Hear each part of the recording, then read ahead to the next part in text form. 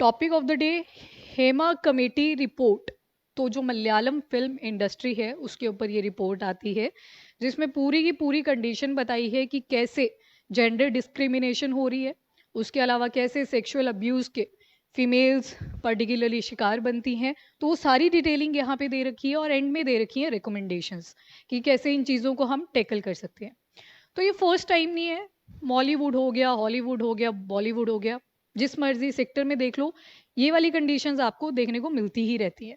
तो स्टार्ट करते हैं। First of all, Hema committee report on Malayalam film industry. तो क्या रिवील किया है? Instances of sexual abuse, gender discrimination, in human treatment of women in the Malayalam film industry. ठीक है, तो किसने बनाई है? तो केरला हाई कोर्ट की जज हैं जो कि रिटायर हो चुकी हैं, जस्टिस के हेमा। और दो और मेंबर हैं, एक तो पुरानी एक एक्ट्रेस है शारदा, एंड एक रिटायर्ड आईएएस ऑफिसर हैं जिनका नाम है के बी वालसला कुमारी।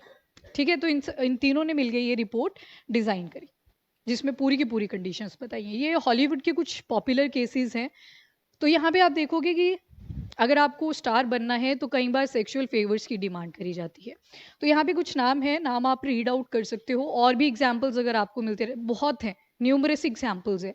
आप सोच भी नहीं सकते, उतनी बड़ी लिस्ट थी। मैंने एग्जाम्पल ऐड करनी थी तो इतनी बड़ी लिस्ट थी, मतलब सिंस 1921 से जो चलते आ रहे हैं, जो रिपोर्ट हुए केसेस, तो आज तक तो इन्फिनाइट हो रखे हैं वो।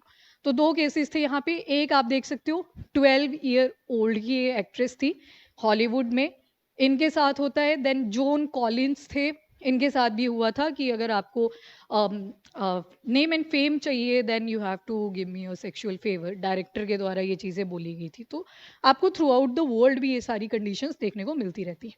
नाउ की इश्यूज जो कि हेमा कमेटी रिपोर्ट के अंदर मेंशन करे गए हैं। First one is sexual abuse. यहाँ पे आपको एक टर्म याद रखनी है, that is casting couch. Yes, किसी ने बोला, वेरी गुड, कास्टिंग काउच। जब ये टर्म आती है ना, कास्टिंग काउच, यहाँ पे एंटरटेनमेंट जो इंडस्ट्री होती है उसी के कॉन्टेक्स्ट में ये यूज करी जाती है। Entertainment industry.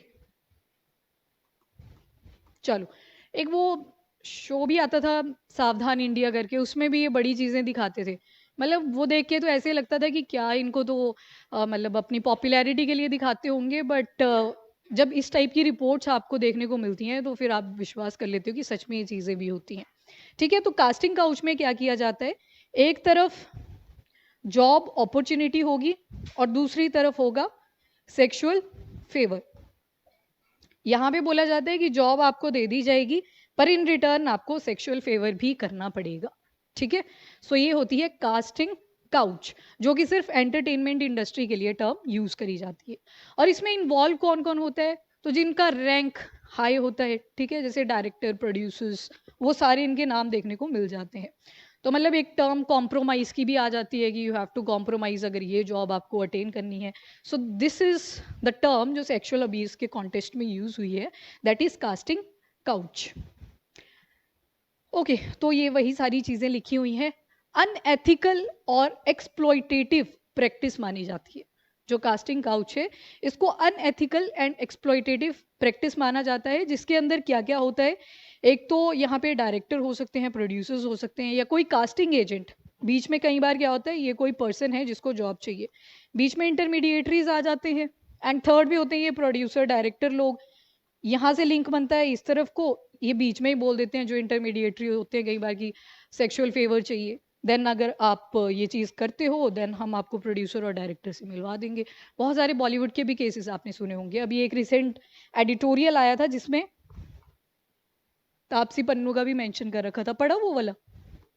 नाना पाटेकर के साथ था वो कॉन्टेक्स्ट में कि उन्होंने सेक्सुअल फेवर की डिमांड करी थी, पर वो कंट्रोवर्शियल हो गया था। क्यों हुआ? क्योंकि कईयों ने बोला कि पब्लिक स्टंट था, खुद की पॉपुलैरिटी के लिए ये मे बी किया गया हो। तो ये चीज़ें तो खैर पता नहीं है, तो ये मेंशन करा था न्यूज़पेपर के अंदर, इसलिए मैंने आपको बता दिया। सो ये था आपका कास्टिंग काउच। याद रखना, इंटरव्यू वगैरह में पूछ सकते हैं जब भी ये विमेन सिक्योरिटी रिलेटेड कोई टॉपिक पे बात चली होती है। अब क्या क्या कॉन्सिक्वेंसेज हो सकते हैं इन सब चीज़ों के? एक तो इमोशनल ट्रॉमा आ जाता है। कई जगह पे आप देखोगे कॉम्प्रोमाइजेस कर भी लेते हैं जॉब की इतनी ज़्यादा जब ज़रूरत पड़ती है। कईयों का एम्बिशन थोड़ा सेल्फ रिस्पेक्ट से ऊपर चला जाता है, they are ready to do anything. तो वो सारे आप मेंशन कर सकते हो, इमोशनल ट्रॉमा। एंड जो मैंने अभी बताया एम्बिशन ओवर सेल्फ रिस्पेक्ट, वो भी आप मेंशन कर सकते हो। तो ये सारी कंडीशंस आती हैं specially in the entertainment industry. Now safety on film set. तो यहाँ पे अगर मलयालम का स्पेसिफिक केस लें, अब सिर्फ हम मलयालम जा रहे हैं, मतलब केरला। मलयालम कहाँ की क्लासिक लैंग्वेज है? केरला। तो केरला की बातचीत करेंगे अब। केरला के केस में इतनी ज़्यादा सेक्सुअल हैरेसमेंट हुई है, जो वहाँ पे फीमेल यानी कि एक्ट्रेसेस हैं, दे से कि हम पानी भी नहीं पीते एक्सेस में ताकि वॉशरूम ना जाना पड़े। ठीक है, फिल्म सेट पे इतनी ज़्यादा उनको इनसिक्योरिटी हो रखी है।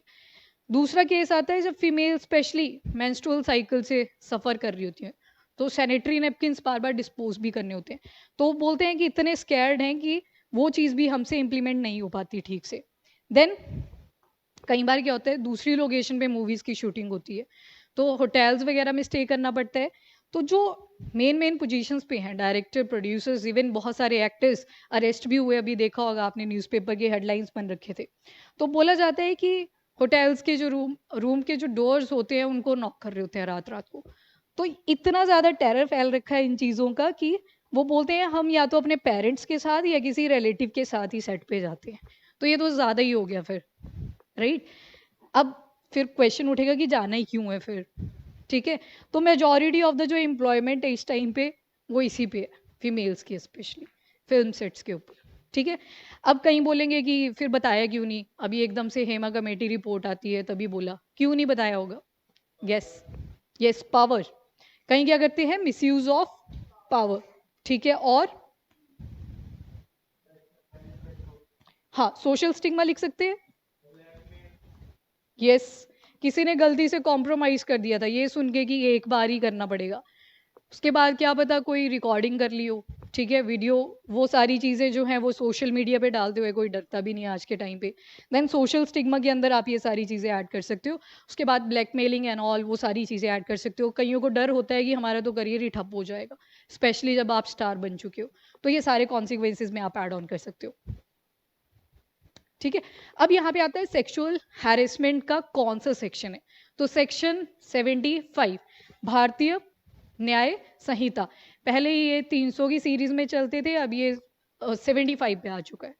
तो ये याद रखना है आपने अब, दैट इज सेक्शन 75। अब इसको 4 हिस्सों में डिवाइड करके रखा है। वही सारी चीज़ें सेक्सुअलिटी के ऊपर ही बातचीत करी जाएगी। पनिशमेंट भी ऐड करके रखी है। रिग्रेस इम्प्रीजनमेंट भी हो सकती है, डिपेंडिंग कि किस टाइप का फेवर मांगा गया था। और लाइट इम्प्रीजनमेंट भी हो सकती है, साथ में फाइन भी इंक्लूड हो सकता है। ठीक है, तो पनिशमेंट एंड सेक्सुअल हैरेसमेंट के बारे में बताया है अंडर सेक्शन 75। ठीक है, और सेक्शंस लिख लिया करो, जो ये ऐसे इंपॉर्टेंट सेक्शंस होते हैं उनको मेंशन करना पड़ता है, वैल्यू एडिशन हो जाती है। Yes, yes, Richa and Kunti, good. Kunti रुको, मैं बाद में देखती हूँ ये वाले डाउट्स, ये आउट ऑफ टॉपिक है आई थिंक। हाँ, ये बाद में बताती हूँ आपको। ठीक है, ओके, तो यही सारे पॉइंट्स यहाँ पे मेंशन भी कर दिए हैं कि कई बार सोशल स्टिग्मा आ जाता है, साइबर थ्रेट्स आ जाते हैं। समझ गए ना? अब साइबर थ्रेट सोशल मीडिया पे अपलोड कर दी, उसके बाद मे भी वो इतना ज़्यादा उसकी गलती ना हो फीमेल एक्ट्रेस की, बट बाद में जो लोग होते हैं वो इतने वल्गर कमेंट्स लिख देते हैं। फिर आप सुनते हो कि सुसाइड कर ली उस पर्टिकुलर स्टार जो भी है, एग्जाम्पल्स आप मेंशन कर सकते हो अपने एंड से। तो सोशल मीडिया का भी आप मेंशन कर सकते हो यहाँ पे। उसके बाद इनएडिक्वेट फैसिलिटीज़। अब ये अगेन मलयालम का ही बताया है, वही बताया है कि अगर आउटडोर लोकेशन के लिए जाना होता है तो उनको कॉन्टीन्यूअस इनसिक्योरिटी रहती है। एंड सिचुएशन इतनी वर्स है, ये देखो मेंस्ट्रुअल साइकिल जब चल रही होती है तो दे स्केयर कि कैसे चेंज करेंगे अगर गए कोई कुछ गड़बड़ ना कर दे। Inhuman working conditions, yes, very important. जो यहाँ पे जूनियर आर्टिस्ट होते हैं उनसे ओवर टाइम लिया जाता है, एंड जो नॉर्मल उनकी सैलरी होती है ना तो वो टाइम पे दी जाती है, फिर ओवर टाइम तो सोच भी नहीं सकते इस केस में। तो जो नॉर्मल मिनिमम रेम्यूनरेशन होता है जो देना ही चाहिए, वो भी नहीं दिया जाता। एटलीस्ट 19 आवर्स की उनकी ड्यूटी लगाए रखते हैं। ठीक है, सो ये चीज़ भी रिपोर्ट के अंदर मेंशन करी गई थी। नाउ लीगल फ्रेमवर्क क्या क्या है। एक तो आपने देख लिया सेक्सुअल हैरेसमेंट वाला सेक्शन 75, वही चीज़ यहाँ पे मेंशन करी है। पहले ये 354A था जब इंडियन पीनल कोड की बात होती थी। अभी आपको पता है बिल निकला था 2023 के अंदर, अब बोलते हैं भारतीय न्याय संहिता। तो 354A पहले था, अब आ चुका है ये सेक्शन 75। उसके बाद एक एक्ट सुनी होगी आपने, sexual harassment of women at work place prevention prohibition and redressal act of 2013।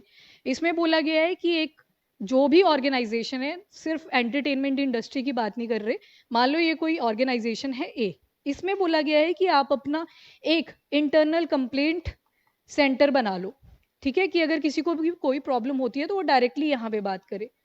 पर इसकी इम्प्लीमेंटेशन उतनी सक्सेसफुली नहीं देखी गई है, ठीक है, तो ये भी आप मेंशन कर सकते हो। फिर आता है आपका IT act 2000, cyber threats, cyber bully, किसी ने बिना बताए विल के अगेंस्ट वीडियो कैप्चर कर ली, तो वो सारे कहाँ पे टैकल करे जाते हैं, जितने भी इलेक्ट्रॉनिक फॉर्म में एविडेंसेस होते हैं, IT act of 2000।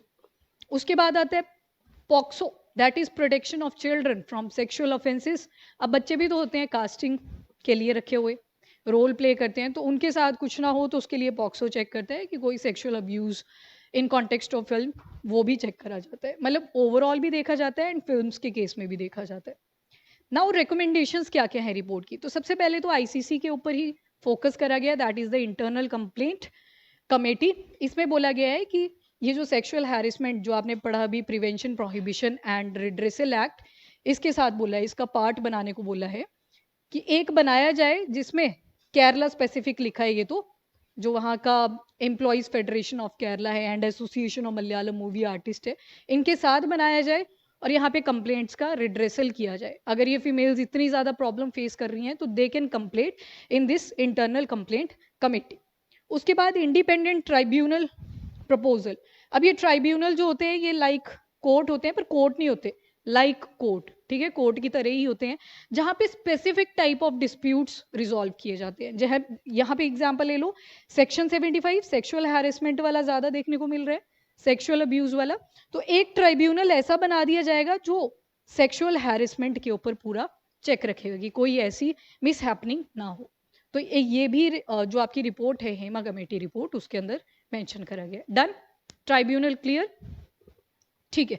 Special type के जो डिस्प्यूट्स होते हैं वो सॉल्व करे जाते हैं इन ट्राइब्यूनल। उसके बाद रिटन कॉन्ट्रैक्ट्स, अभी देखा कि जो जूनियर आर्टिस्ट होते हैं उनके जो मिनिमम रेम्यूनरेशन है वो भी उनको नहीं दी जा रही, तो बोला गया है कि एक प्रॉपर कॉन्ट्रैक्ट बनाया जाए, जो उनका मिनिमम वेज है जो भी है वो वहाँ पे प्रॉपरली लिखा हो, और ओवर टाइम अगर आपको लेना है तो वो सारी चीज़ें उस कॉन्ट्रैक्ट के ऊपर लिखी हो, तो कल के लिए एविडेंस हो जाता है।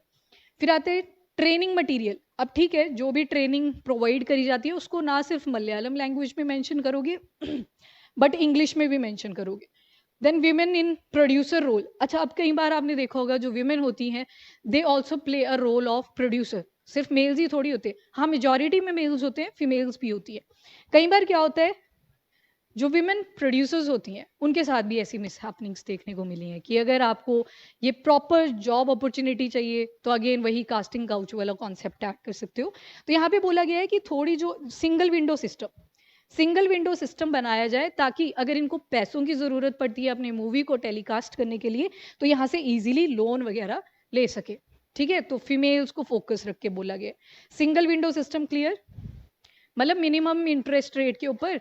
अब कंपैरेटिवली मेल प्रोड्यूसर्स जो होते हैं उनकी ज़्यादा कनेक्टिविटी देखी गई है रादर देन फीमेल्स, तो उसी वजह से यहाँ पे बोला गया है एक सिंगल विंडो सिस्टम बनाया जाए जिसके तहत इनको भी लोन्स मिल सके और ये अपनी मूवीज़ को प्रमोट कर सके। इससे एक और ये फ़ायदा होगा, अगर लोन्स की अवेलेबिलिटी ईजी हो जाती है तो और वीमेन आएंगी एज अ प्रोड्यूसर, ठीक है, तो ये पॉइंट भी यहाँ पे मैंशन करा गया था। ओके, नाउ ये केसेस हैं, सारे नहीं याद करने, एक दो एग्जांपल्स आप पिक कर सकते हो।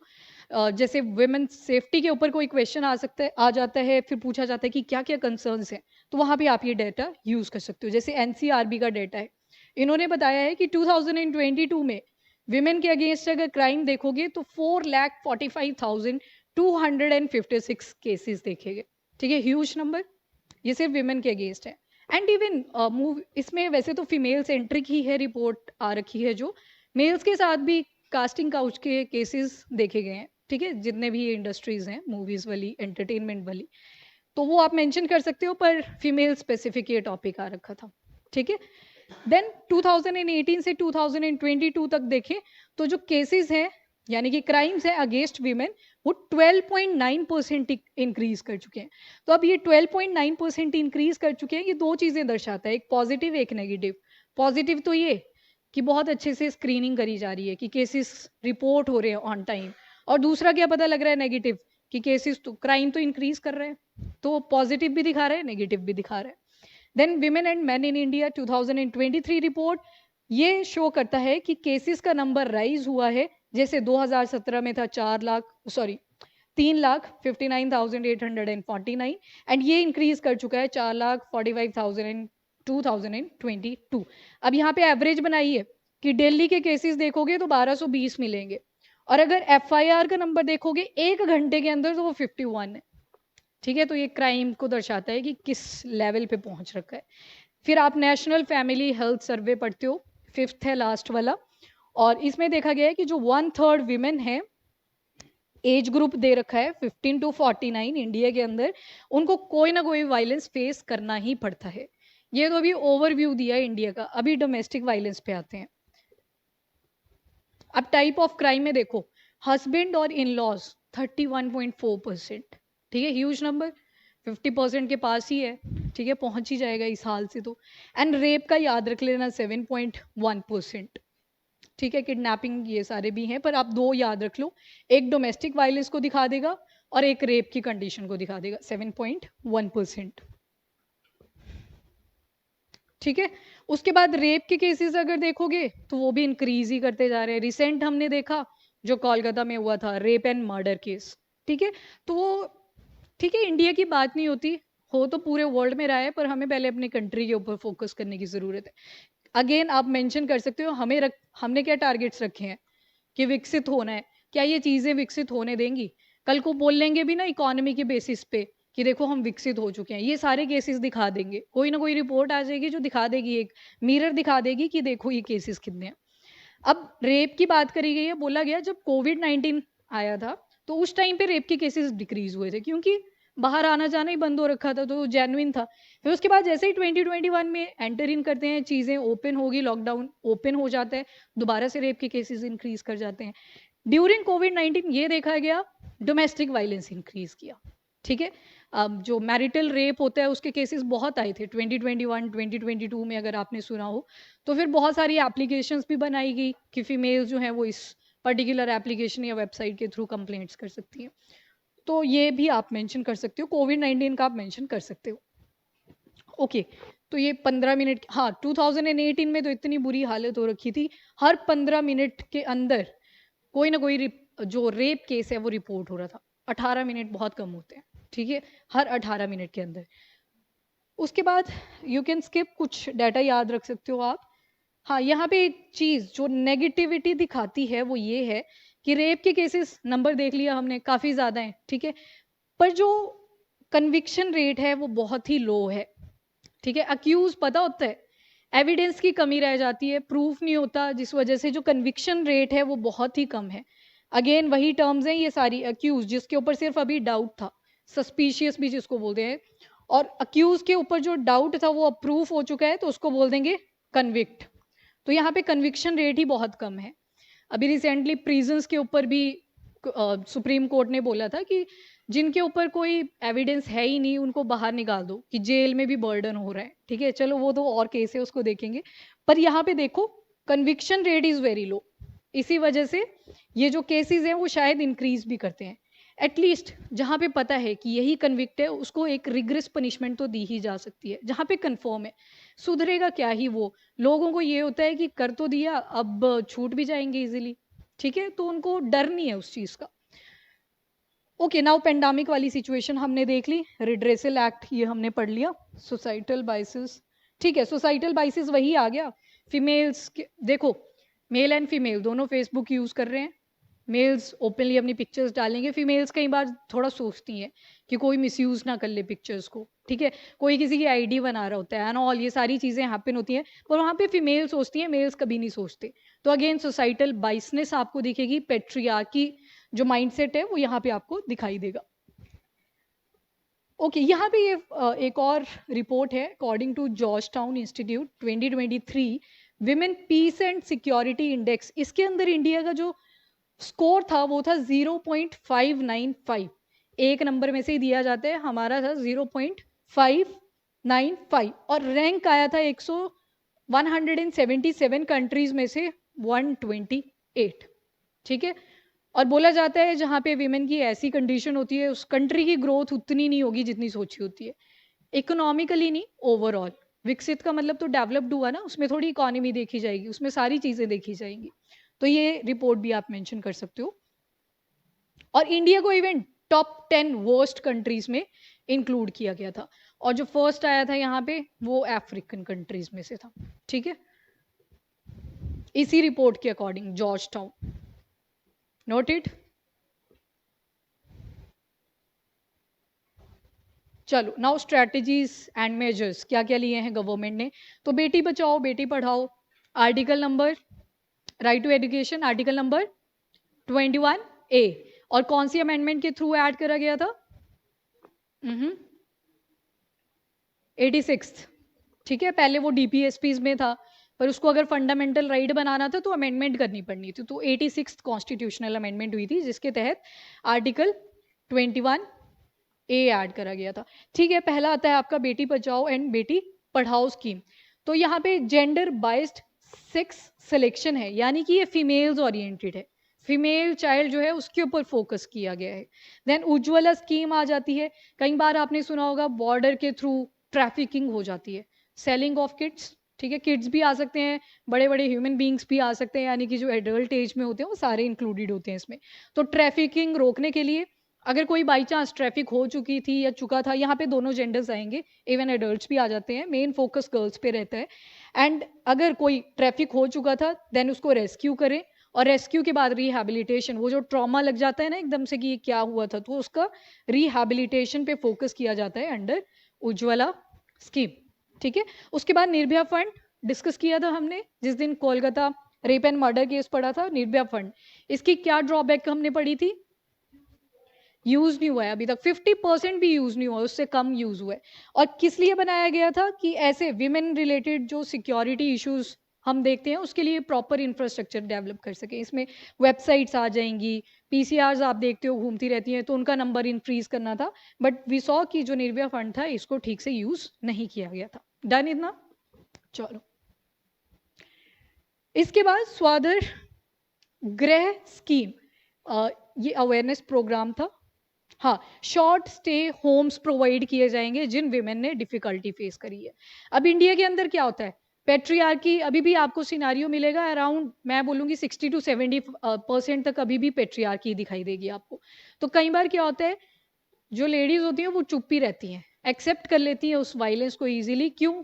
क्योंकि फाइनेंशियल डिपेंडेंसी अभी भी मेल्स के ऊपर ही होती है। तो ये बनाई गई है स्वादर गृह स्कीम, ताकि ऐसे विमेन अगर कोई डिफिकल्टी फेस करती है तो उस केस में उनको शॉर्ट होम स्टेज प्रोवाइड किए जा सके। फिर उनको वोकेशनल स्किल्स सिखा दी जाती है ताकि उनकी जॉब्स वगैरह हो जाए, ताकि वो अपना फिर रूम स्विच कर सके, नहीं तो यहाँ पे भी भीड़ ही लग जाएगी, वही वाली सिचुएशन आ गई दोबारा से। Then women safety in trains, इसके लिए कुछ एप्लीकेशंस लॉन्च करी गई थी, जैसे R Mitra mobile app for emergencies.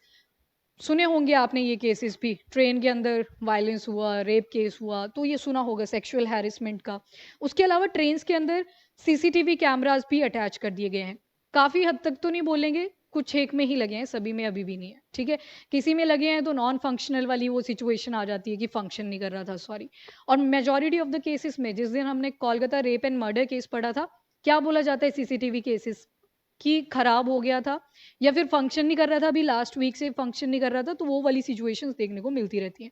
But still women safety in trains के लिए सीसीटीवी कैमराज अटैच करके रखे हैं, हेल्पलाइन नंबर्स अवेलेबल हैं, एंड एप्लीकेशन का आप मेंशन कर सकते हो, that is R Mitra. Done. Now challenges क्या क्या आ जाते हैं? सबसे पहले तो जहां पे भी फंड की बात आएगी, यू कैन मेंशन करप्शन। जितना डिस्पैच हुआ होता है ऊपर से वो मिला ही नहीं होता है वहां पे, बाद में आप सुनते हो कि यहाँ पे तो कोई फंड एलोकेशन ही नहीं हुई थी। दूसरा, जो हमारे लॉज एंड रेगुलेशंस है प्रॉपर इम्प्लीमेंटेशन नहीं है, ठीक है, रिजिड इम्प्लीमेंटेशन नहीं है।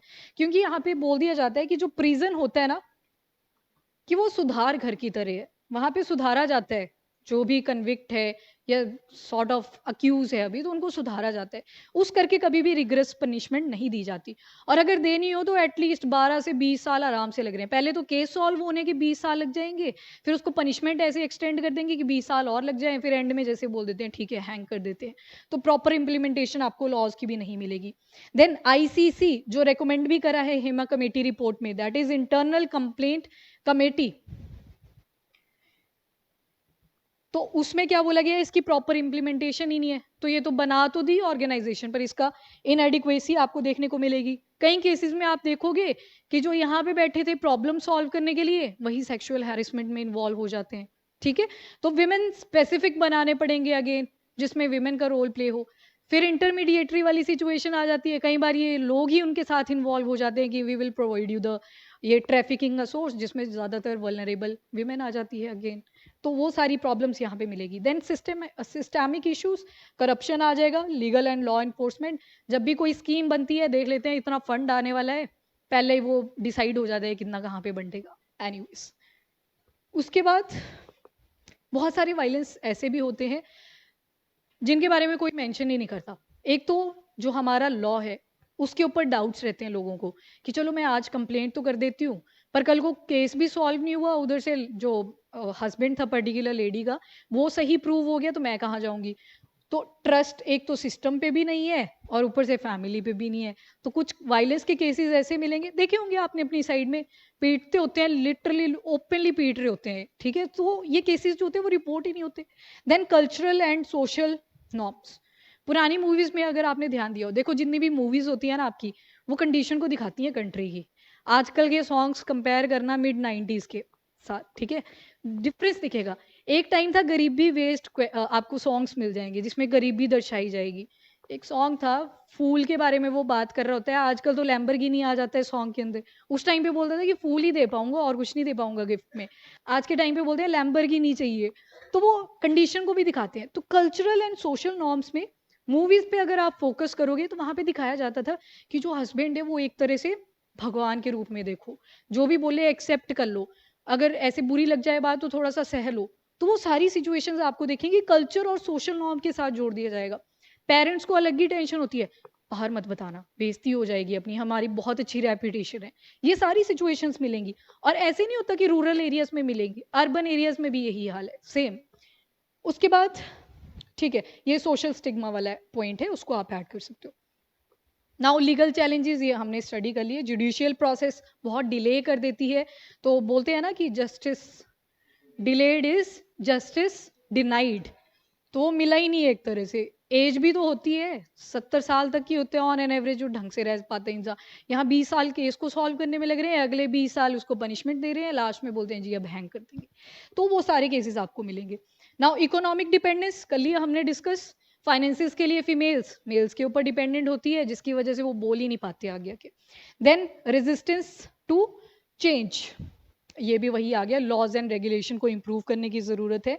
हाँ, lack of awareness and education, ये वाला फैक्टर जो है कहीं ना कहीं रूरल एरियाज पे थोड़ा इंप्लीमेंट हो सकता है। वहाँ पे बहुत ही रिजिड थिंकिंग होती है कई बार कि नहीं जी, जो वीमेन होती है उसको ऑब्लाइज होना चाहिए अपने हस्बैंड के, ऐसे वैसी चीज़ें, तो यहाँ पे थोड़ा सा बोल सकते हैं। अर्बन एरियाज में तो ज़्यादा टॉलरेट नहीं करती है अब लड़कियाँ। ठीक है, कि एक कुछ भी हुई, मिसअंडरस्टैंडिंग हुई, तो बस पता है आगे क्या है, डिफॉल्ट डिवोर्स। नाउ ये प्रैक्टिस क्वेश्चन है, नोट करो इसको, लिख रहे हो आप बाकी?